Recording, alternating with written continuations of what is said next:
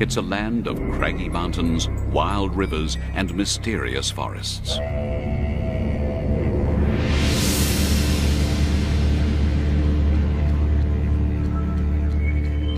For millions of years, it's been isolated from the rest of the world, disconnected by the barrier of oceans and the tyranny of distance.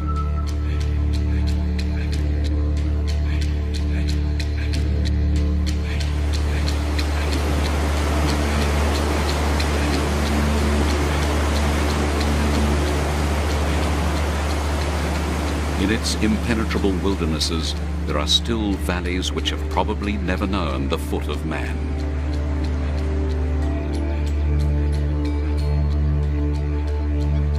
Like mainland Australia, Tasmania has its kangaroos, wombats and wallabies, marsupials that carry their young in pouches.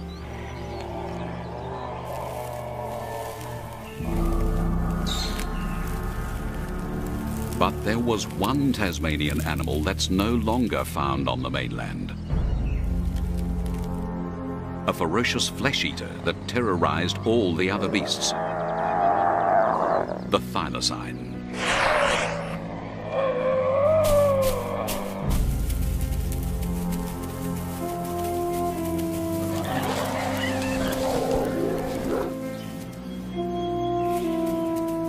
For millions of years, this wolf-like marsupial was the island's chief predator. Yet it wasn't a wolf, and though it had stripes like a tiger, it wasn't a tiger either. But the name stuck. They also called it the Tasmanian tiger.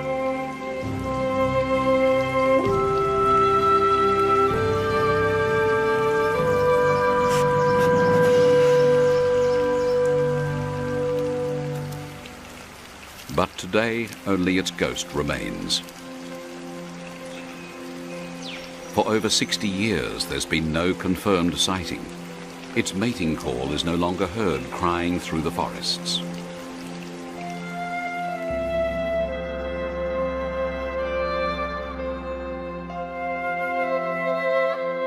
Little remains of it except photos and museum specimens. There are skins and taxidermist models, some still showing the bullet holes.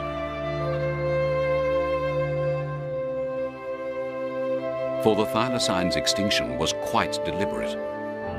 A state-inspired extermination fueled by irrational fear.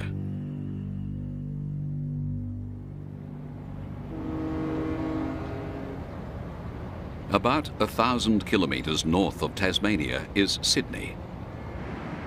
One of the city's oldest institutions is the Australian Museum. Its director is Professor Mike Archer. On his own admission, he's obsessed with the thylacine and its fate.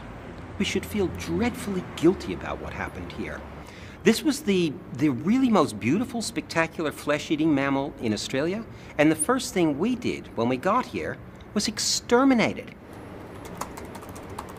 Which is why he has set out on a bold experiment to try and reverse extinction. If he can extract DNA from this museum specimen, maybe one day scientists can clone a thylacine. The specimen is a thylacine fetus, a female, preserved or pickled for almost 140 years in a jar of alcohol.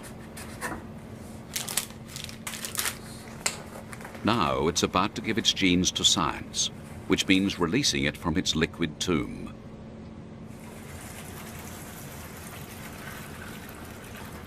Slide him out. You're out.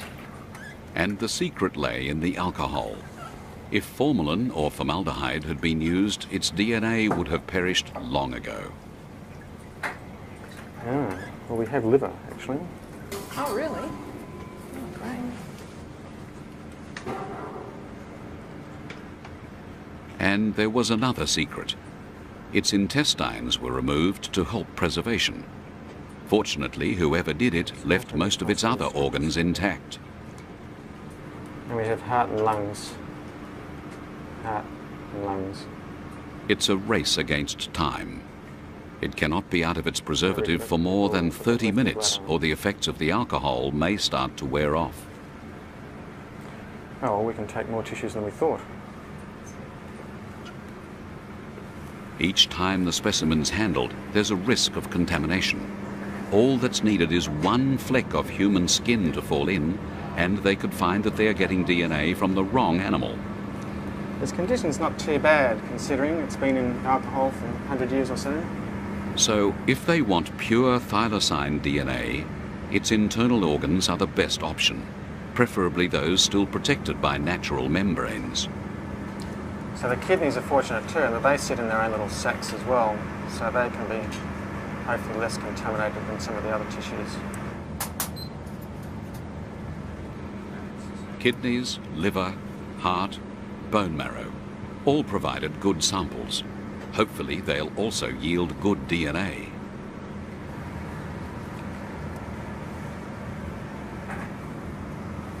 Now, we want to put some fresh alcohol back in this, don't we? They had met the deadline. The pup would be back in its jar well within 30 minutes. So how many samples have you got now? 10 tissue samples and two bone marrow samples. But while alcohol preserves DNA in the short term, no one knew what effect it would have over all those years.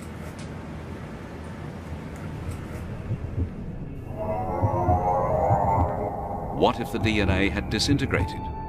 What if nature's code to build a thylacine now looked like this?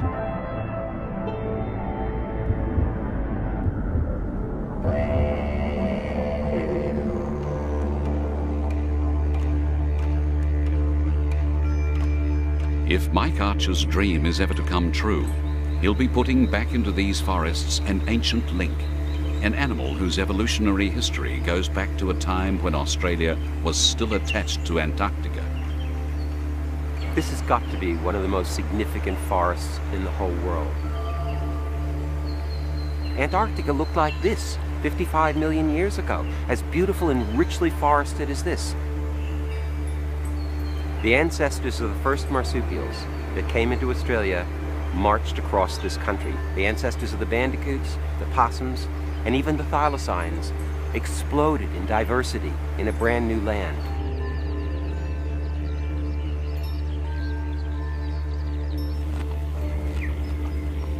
To understand where the thylacine came from, we must go back millions of years to when its ancestors ranged over the great southern supercontinent of Gondwanaland. Australia isn't the only continent to have marsupials. They're also in the Americas, animals like the Virginia opossum, a distant marsupial cousin of the kangaroo.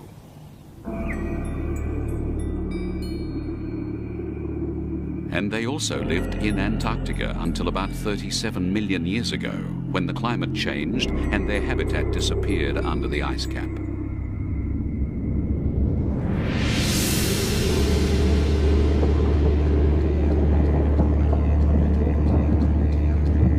Tasmania is actually a piece of Antarctica that escaped the big freeze.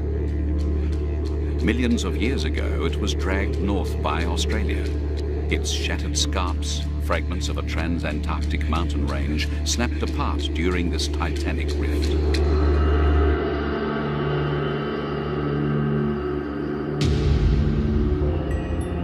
When Gondwanaland broke up, Australia and Antarctica were the last continents to separate. 90 million years ago, we find that they are still attached. But Australia had moved into more temperate latitudes by 27 million years ago. Soon it would move into the arid zone.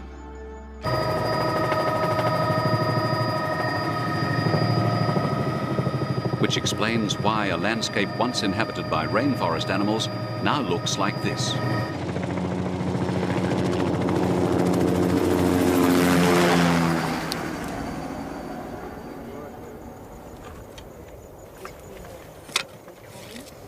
And in this limestone desert in Queensland, Northern Australia, this is where they left their bones all those millions of years ago. Firing!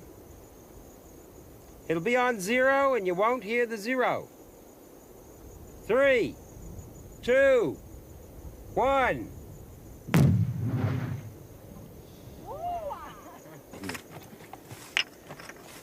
So we're your scatters. Mike Archer is not just a museum director, he's also one of Australia's leading paleontologists. There's just a lovely interface of events that was going on in this cave or whatever it was. Yeah, that's the kind of stuff, isn't it? Riversley is one of the world's finest fossil sites, and the bones he and his team have found are rewriting Australian animal history. It might be a femur, one of the leg bones. It was vertebra shaped, but just the interior of that, which looks like a little forest, beautifully preserved trabeculae. It's magnificent. It's typical camel sputum quality. They are finding evidence of a whole range of extinct megafauna. A giant marsupial rhinoceros, a carnivorous killer kangaroo, even a ferocious marsupial lion. But more fascinating still, 27 million years ago, in what was once a teeming rainforest, they also found evidence of thylacines.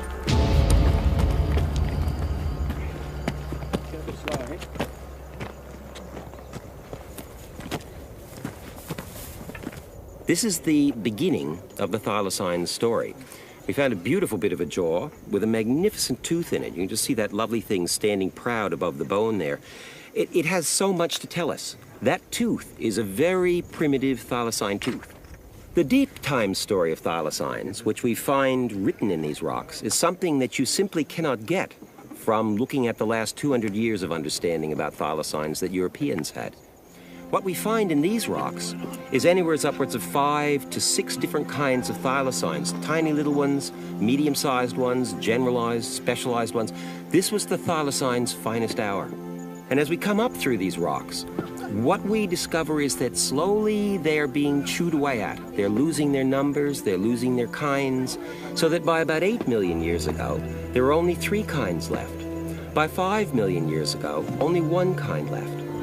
And finally, by 4,000 years ago, the last thylacine on the mainland died out, leaving it only in that final fortress of Tasmania.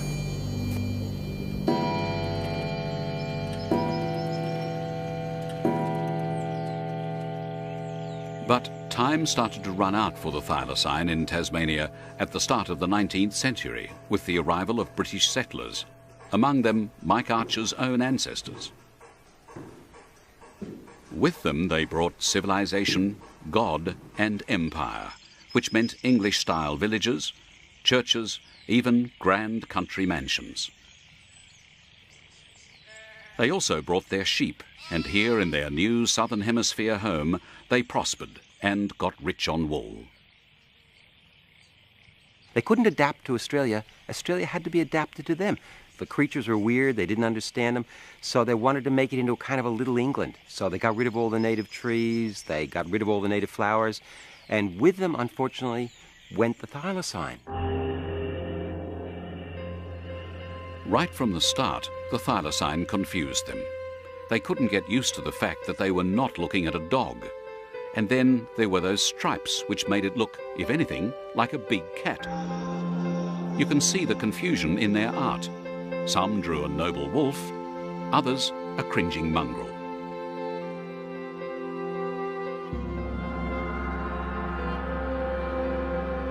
And when cameras arrived, it only added to the confusion. All these photos are of captive thylacines, in some cases whole families of them. Not only did they look like dogs, but they seemed to behave like them, though some obviously acquired a taste for chickens. But one of the more interesting photos to come to light recently does portray them as marsupials. Here's a family of stuffed thylacines in dog-like pose, except there's a little one sticking out of its mother's pouch. One of the most incredible things about the thylacine is its convergence. It is probably the best example in the world of the biological phenomenon where one animal comes to look identical to another animal because they do the same sorts of things. The ancestors of dogs are related to bears. They have nothing to do with anything in Australia. The ancestors of thylacines are related to kangaroos and wombats. And yet these two animals, doing the same basic kinds of things, they have come to look identical to each other. So identical, internally in their skeleton, in their skull, in their external features, that it's not uncommon for a biologist to mistake one for the other.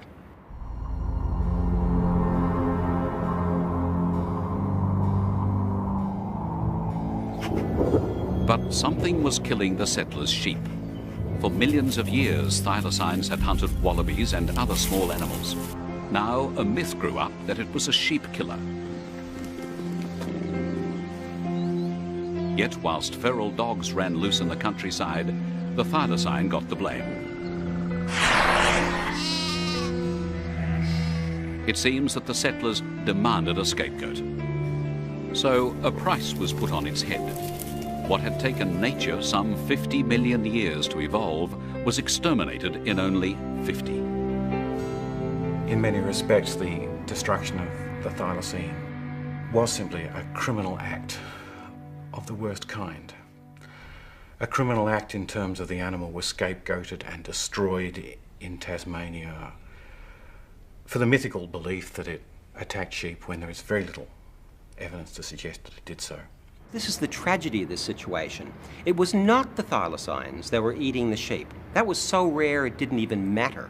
What was actually happening was wild dogs were eating those sheep. This area here, while nothing remains today, was one of two areas at the zoo where the Tasmanian tigers were housed. Extinction finally arrived on the 7th of September 1936. The date was symbolic, an extinction that you could actually put a time and a place to. Here at the site of the old Hobart Zoo, they still commemorate the day when the last thylacine died. The last thylacine in the zoo, which had been here for 12 years, 7 months, died. In effect, they became extinct. So this is the last site of the thylacine, as far as we know it. There isn't even a memorial to the last thylacine. Not a stone of its enclosure remains.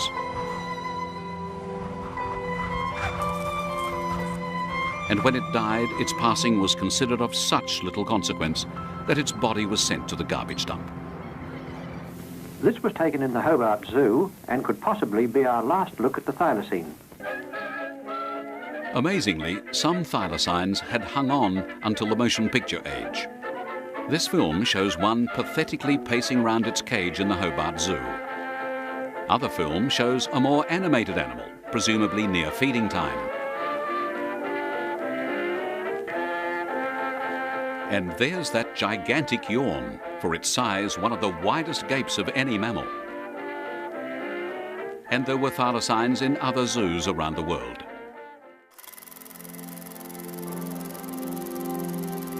This image was recently discovered. It's of a thylacine in the London Zoo, filmed back in 1930. You're seeing it now for the first time on television.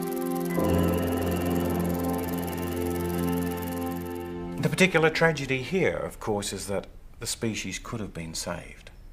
Scientists had the knowledge. It had bred in captivity. But the political will and the social will to change society's values, the desire even to save the species itself, was missing from the lives of scientists in the early 20th century. But hopefully, the 21st century scientists will make amends. Looks like there might be a little bit of DNA. Yeah, in there. something seems to be clustering. Back in the Australian Museum, Mike Archer's moment of truth had arrived. My God. The first bits of a miracle are in your hand. It seems to be just a tiny amount of sort of cotton wool ball down there, very small though. Fantastic. Small. There's Their not lots. fears were unfounded. After 140 years in alcohol, some DNA had survived. Now, that couldn't be anything other than basically DNA that's being indicated. What's the significance of this, Mike? My heart is beating really fast. I mean, we have dreamed about this thing for years. I thought about it, at least 20 years ago, And I never really thought we'd get to this point. It was impossible, told by many people to us we'd never get here. The dream is starting to become a reality. We're not there yet, but step one, the fantastic step of actually getting DNA, is occurring. So I could not be a happier man than any in the whole world. We are really going here. That's great. That's fantastic.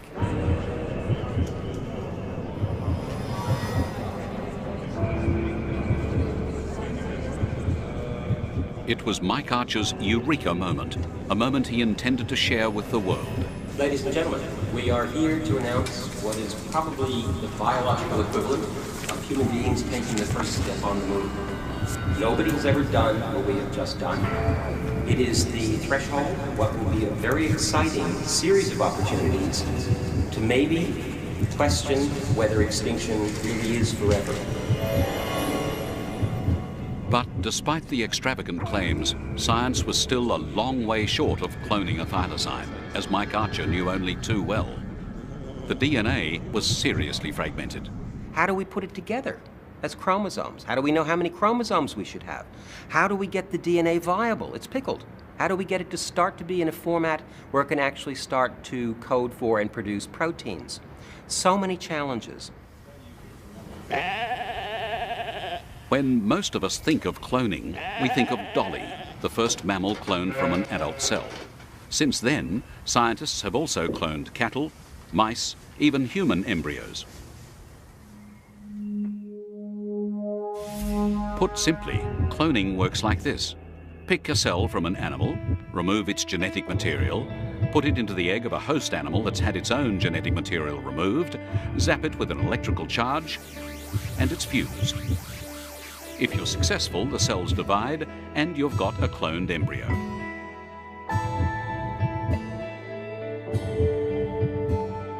But what is nature's recipe for a mouse, or a sheep, or a pig? In most cases, scientists simply don't know, and they don't have to. All they're doing is manipulating nature's code. But reconstructing that code is a very different story. What we've got to do is something extraordinarily more challenging. We've got to take dead DNA from an extinct animal and insert that into the cell of a living animal and keep our fingers crossed that what we're going to get as the result of this process is the extinct animal back alive again.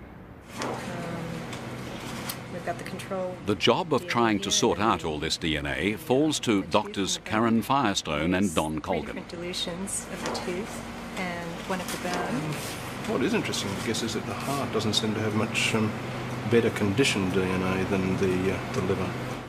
It's hard to know really where to begin, particularly when it's so fragmented, and there's always a nagging feeling that it could be contaminated. It's ancient DNA. It's degraded. It's broken down into fairly small fragments. We're looking at 2 to 3 million different pieces that we have to put in their correct order.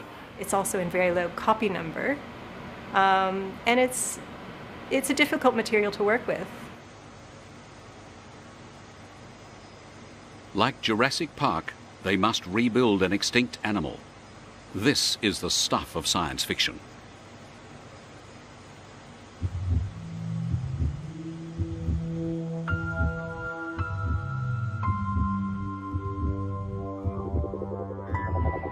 Basically, it's number crunching, and the numbers are simply mind-boggling.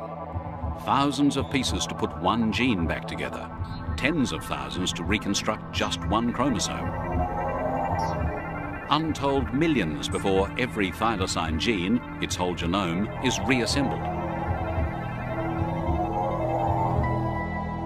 And even then, Mike Archer still hasn't got an embryo. Well, I think he is in fairyland. It may as well be called clowning, I think. It's so much of a gimmick. Getting one gene out is difficult enough. Getting out a whole genome, I think, is almost impossible. The bottom line, dollars. They would be worth probably tens of millions of dollars. And who on earth is going to put a $10 million thylacine that doesn't know how to hunt, got no survival skills, a compromised immune system and ageing rapidly out there? It's just not going to happen. Thylacines, there was one thylacine, And this thylacine is a gone thylacine. And no amount of wishing and really good science will ever bring the thylacine back. It's gone.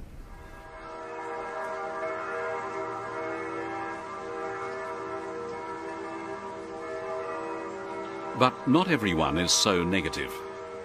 In a small Massachusetts country town lives one of the world's leading genetic scientists.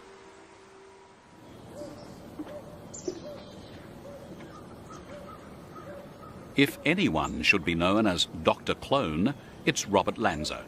He's a man who combines an aptitude for cutting-edge science with a passion for stones and bones. This is a brontosaurus femur. This is a creature that was some 50 tons. It was probably the size of this entire house. And you can actually see where this creature at some point was actually attacked, perhaps by a T-Rex. You can see where the actual skin of the bone was ripped, and it actually formed a callus over the damaged part of the bone. And here what we have is a crinoid. This is a pretty interesting creature. His house is a monument to extinction. Prehistoric sea creatures, animals, ancient plants, even dinosaur footprints. All are displayed like artworks around his house. And it was almost like it happened yesterday. I mean, you can see the smudge marks. And over here, what you have is a nest of dinosaur eggs that's about 100 million years old. Bob Lanza has created his own private Jurassic Park. And you can actually see the shells where the shells actually started to break off from the egg. But he's also taken a cautious interest in cloning the thylacine. I think it's definitely a feasible project in the next decade or so. We have a number of the technologies already working at this point. For instance, we know with the Human Genome Project, for instance, we know that just a few years ago people thought that that was going to be many, many years in the future, and already we've already succeeded there. So that's a good example of how fast our science is evolving. Just over a year ago, he and his team confounded their critics when they cloned the world's first endangered species, a rare Asian ox called a gaur. It was the first time the DNA of one species had been put into the egg of another. The gaur's mother was a domestic cow. Unfortunately, the gaur died after 2 days from a common infection, but the point had been made. A cross-species clone had been born. I was told that we couldn't use the cross-species cloning to clone the first endangered species. I was told by virtually every scientist that that was an impossibility. And in fact, no one had ever even gotten a pregnancy at that point, and we ended up with a beautiful little baby gaur. So to those skeptics, I say, you know, we did it there. We did it a few years ago when the first animal was actually cloned from an adult cell. And so I think that that is more the norm. I think that the scientific community is very conservative, and rightly so. I think there's no question. This is an ambitious project, and it's going to take many years to have success. Bob Lanza doesn't agree with trying to clone everything. For him, the criteria is that an animal must have somewhere appropriate to live once it's cloned. It's hard to believe that they actually have footage of this animal. You know, it hasn't been extinct that long, so obviously there must still be some habitat left. So I think it would be really great if you're able to bring this animal back to life.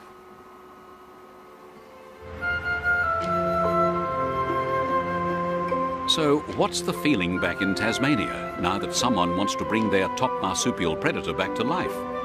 Well, they see things rather differently down there.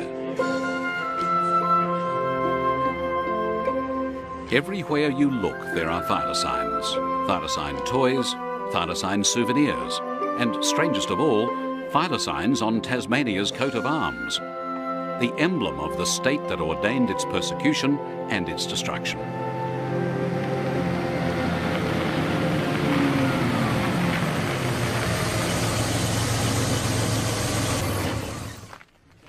It makes you wonder if it's really extinct.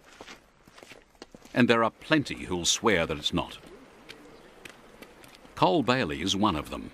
He's convinced some thylacines are still out there in the remotest regions of what is largely an uninhabited Tasmanian wilderness.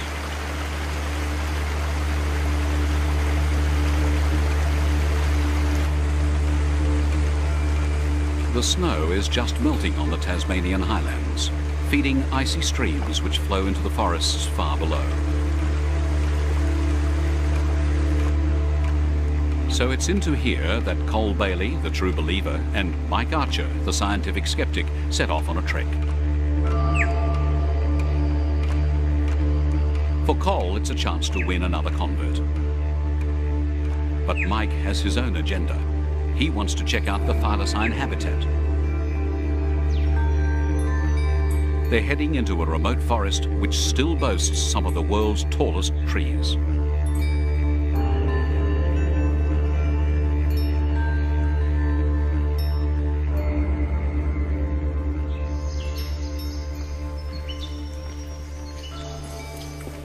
That's a giant. Yeah, it should be 100 metres tall, that one. That'd be about 320 feet. Yep, that's about right. That's a tree.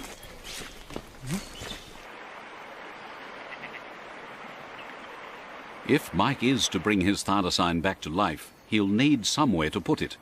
Their destination is the place where the last Thylacines were caught back in the 1920s. It's not long before they're in the depths of tiger country.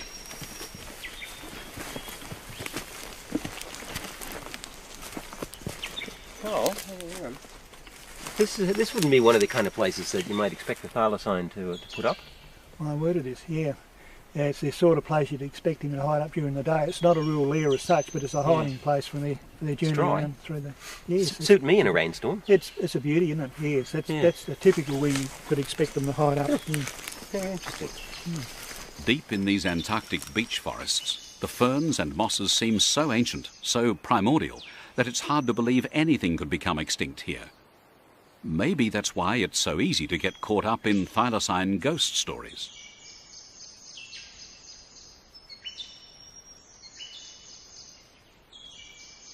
This is a man who is convinced Thylacines are still out there in the bush, and although I'm an arch skeptic, having talked to him, the magic of the feelings that he has about the Thylacines still surviving is irresistible.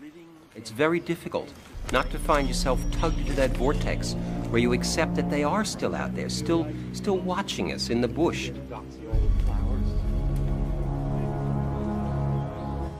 Even when Thylacines were plentiful, they were seldom seen.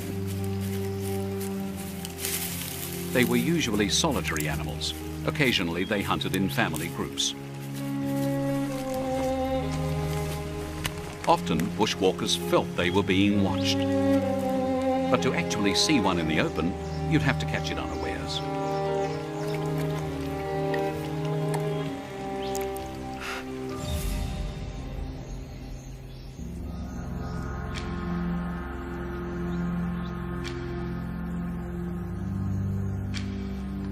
But back to reality. There are no ghosts here. Only the smell of charred timber. You don't have to walk far in Tasmania to find the destruction left by the timber cutters.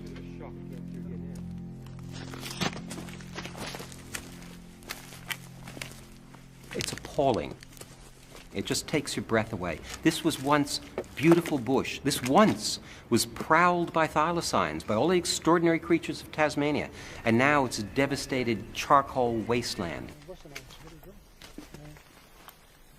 At this rate, not only will Mike Archer have to recreate a Thylacine, he'll have to recreate its environment as well.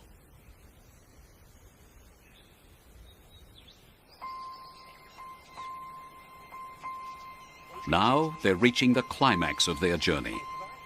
This is where the last Thylacines were caught in the wild. Back in 1924, Elias Churchill caught one of the last tigers alive in this valley, and it ended up in the Hobart Zoo. It's one of the last 6 tigers caught in Tasmania. That makes this kind of special. Could be one watching us now.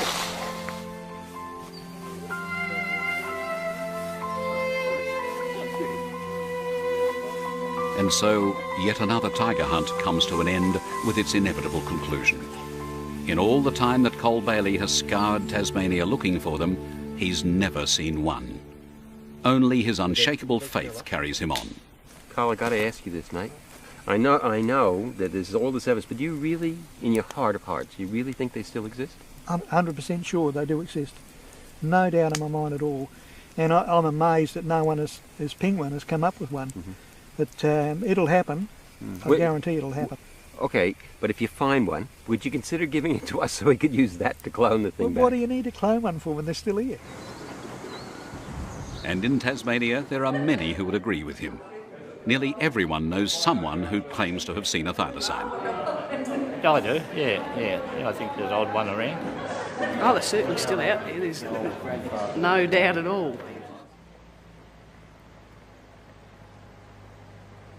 But in reality, there's not a shred of evidence that they still exist.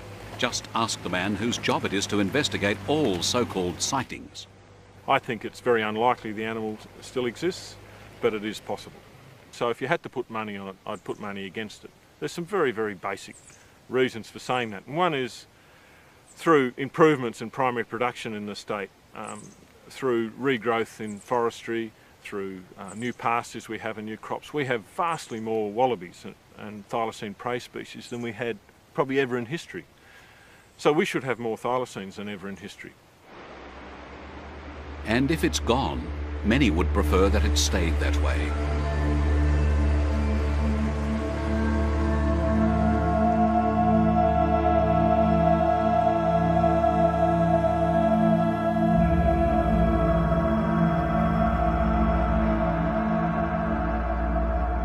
By trying to roll back the tide of extinction, Mike Archer could find himself stepping into a moral minefield with accusations that he's meddling with the mysteries of creation. But criticism has actually come from other quarters, the environmental movement and the scientific community. So now accusations that he's playing God are the least of his concern. I see cloning as a very soft option. It gives people an easy way out. It's like saying extinction isn't forever. We can fix it up later when things are a little bit better. And if that attitude permeates, then we're going to have nobody worrying too much about extinctions. I have a very strong view that there should be no more money wasted on trying to clone the thylacine. I think if there's some particular molecular reason for doing it, please tell us, because it's not apparent to any of us. I think you should forget about that and get on with doing something more useful. Now, there are those people who have said to us, this is an impossible dream, you're nuts, you know, go do something useful, make hamburgers for a living or whatever, but stop this waste of time, this waste of money. I can't help thinking about somebody like Lord Kelvin, who in 1895 made the comment, in 1895, that heavier-than-air machines were never, ever going to fly. The trouble is, clone has become a dirty word, one that's now linked with the issue of human cloning.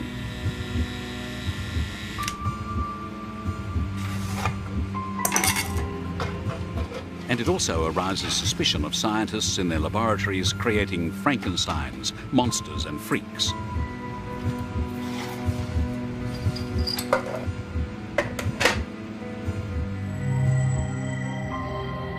Well, meet a freak, the result of an extraordinary experiment that took place in the Arab Emirate of Dubai. So this is my boy, this is Rama the Karma. He's a cross between a camel and a guanaco, and he was born in 3.5 years ago in January. Gorgeous little boy. Rama is a human creation. He owes his existence to a scientist, Dr. Lulu Skidmore. Arabian camels and South American guanacos, or llamas, are very distantly related, their common evolutionary ancestor living some 11 million years ago. Not only is there a huge evolutionary gulf, but the size difference also makes it impossible for them to mate.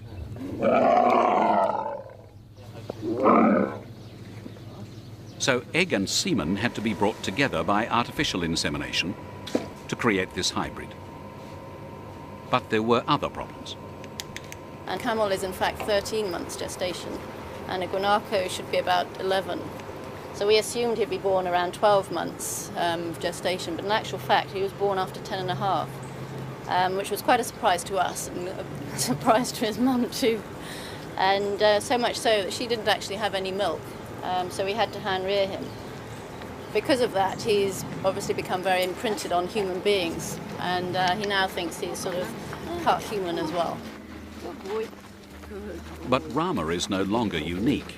Another calmer has been born, this time a female, and she's called Carmilla. It's unlikely that Rama and she can interbreed, but then it was unlikely that they could exist in the first place.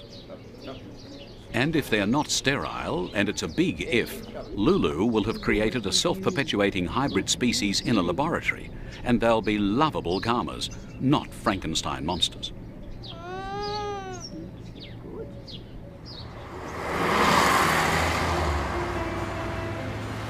And it's a laboratory animal that Mike Archer and his team will have to create if the Tasmanian tiger is to live again.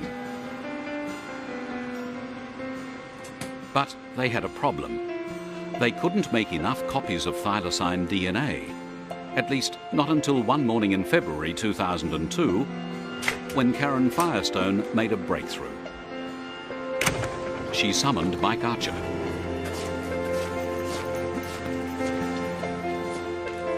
Not only had she managed to replicate some thylacine DNA, she'd managed to make millions of copies, pure copies of DNA fragments, undamaged and unmistakably thylacine.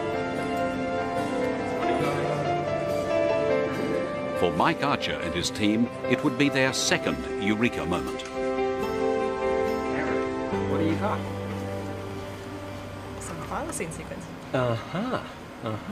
So this is the results of the PCR breakthrough. Yep. Yeah. Really nice sequence. Yes, all the bases showing up nicely. All the For the first time, thylacine DNA had shown it could potentially work in a living cell. Best match down here is the thylacine. Yeah, as we would expect. So another major stumbling block falls over. Another thing we were never supposed to be able to do happens. Brilliant. Well done. Well done.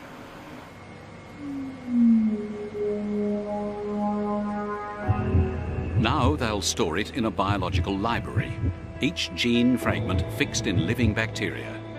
At a microscopic level at least, pieces of thylacine will soon move back into the land of the living.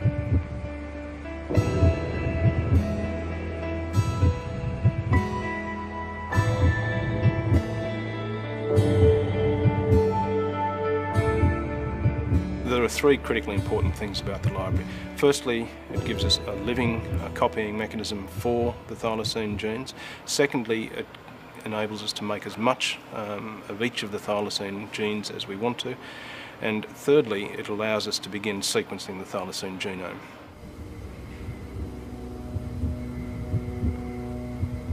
And just assuming they can do all this, the process of bringing our thylacine back from extinction might begin like this.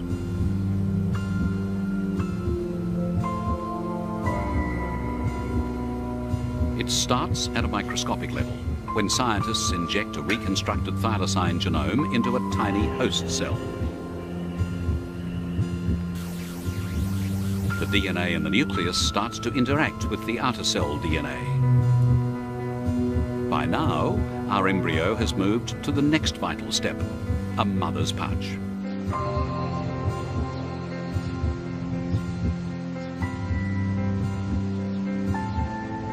It needs a surrogate mother, one selected from a related species. This is one of them, a tiger quoll, a carnivorous marsupial, which is itself endangered.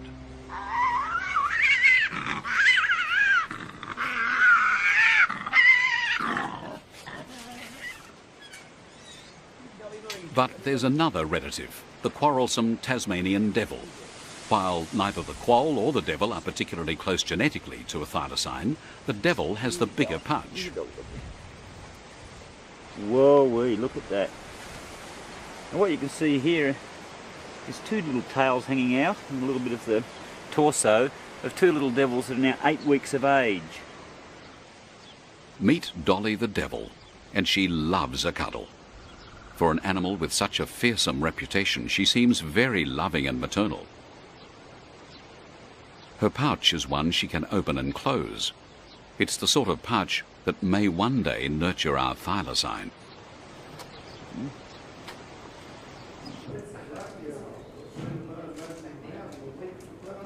As our young thylacine grows, it will need a mother's milk. They get fed every 4 hours. No one knows what a thylacine's milk was like, but there's always the bottle. And then little guzzlers. What works for these devil cubs may work for a motherless thylacine.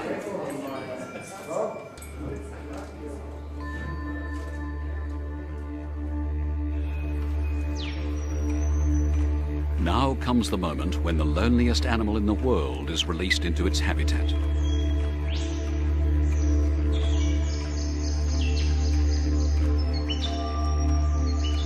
It's a laboratory orphan, with no mother or father, no sister or brother, no one to help it adjust to a bewildering world. Indeed, there'll be no one to even teach it how to be a thylacine, except the ghosts of its slaughtered ancestors. In the end, I've got to do this. The obsession in me about thylacines is going to drive this project forward, and the people that are with me have the same shared obsession. I don't know if this is a waste of time, as some people say it is. I have no idea whether we're going to accomplish what we want to accomplish, but I know we're going to try. And I have this vision of a thylacine, a beautiful animal, not just a single thylacine, but a whole population of thylacines, living, breathing, eating, breeding, back in Tasmania where they belong before we, unfairly, in an ungodlike manner, exterminated them.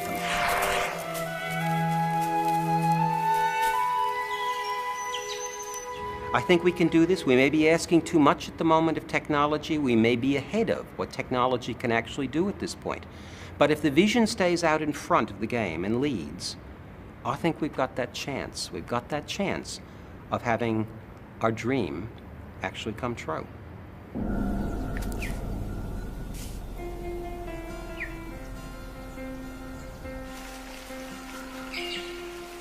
Whether Mike Archer's dream does come true or not, they'll almost certainly make many scientific discoveries along the way. Some may advance the cause of science, others the cause of medicine. One day, scientists may even breathe life into many other extinct and bottled animals stored in museums around the world.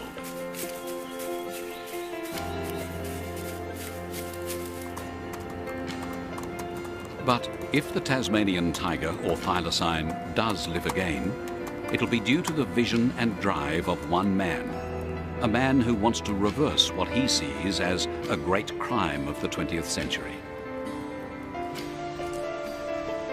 And if the advances in science keep pace with Mike Archer's vision, he and his team may well bring about the end of extinction.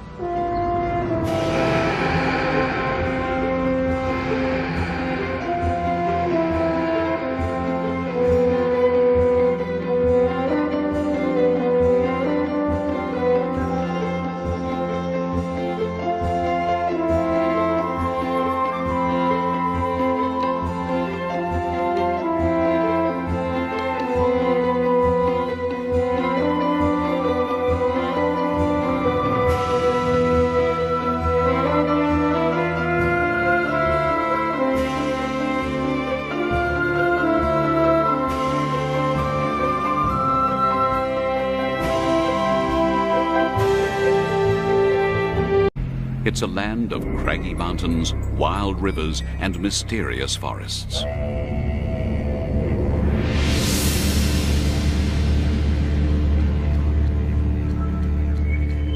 For millions of years, it's been isolated from the rest of the world, disconnected by the barrier of oceans and the tyranny of distance.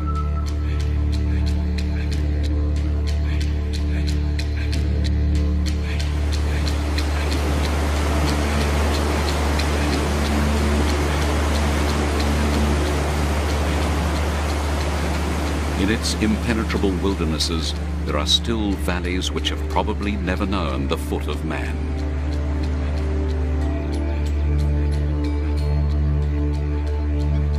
Like mainland Australia, Tasmania has its kangaroos, wombats and wallabies, marsupials that carry their young in pouches.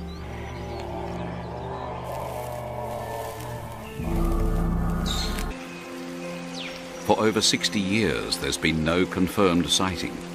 Its mating call is no longer heard crying through the forests.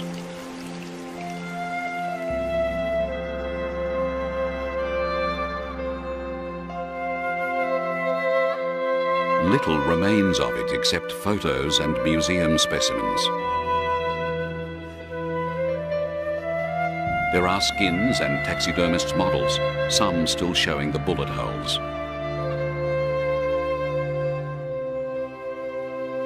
For the Thylacine's extinction was quite deliberate. A state-inspired extermination fueled by irrational fear.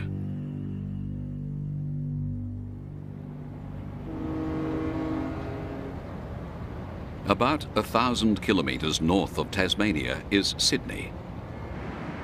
One of the city's oldest institutions is the Australian Museum. Its director is Professor Mike Archer. But there was one Tasmanian animal that's no longer found on the mainland. A ferocious flesh-eater that terrorized all the other beasts. The Thylacine.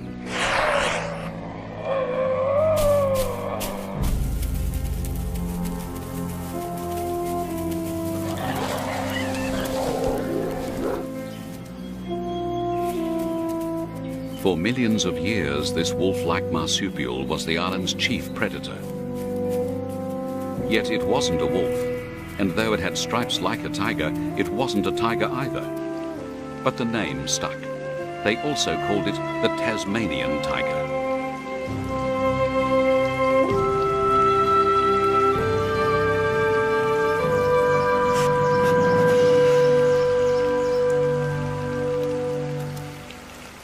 But today, only its ghost remains. On his own admission, he's obsessed with the Thylacine and its fate. We should feel dreadfully guilty about what happened here. This was the really most beautiful, spectacular flesh-eating mammal in Australia, and the first thing we did when we got here was exterminate it. Which is why he has set out on a bold experiment to try and reverse extinction.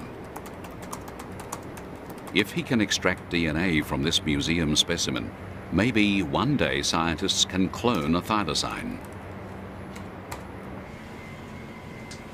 The specimen is a thylacine fetus, a female, preserved or pickled for almost 140 years in a jar of alcohol.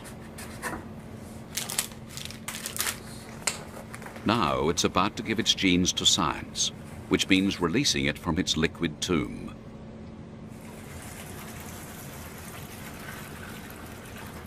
Slide them out. They're out. And the secret lay in the alcohol. If formalin or formaldehyde had been used, its DNA would have perished long ago. Ah, well, we have liver, actually. Oh, really? Oh, great. And there was another secret. Its intestines were removed to help preservation. Fortunately, whoever did it left most of its other organs intact. And we have heart and lungs. Heart and lungs. It's a race against time. It cannot be out of its preservative for more than 30 minutes, or the effects of the alcohol may start to wear off. Oh, well, we can take more tissues than we thought. Each time the specimen's handled, there's a risk of contamination. All that's needed is one fleck of human skin to fall in, and they could find that they are getting DNA from the wrong animal.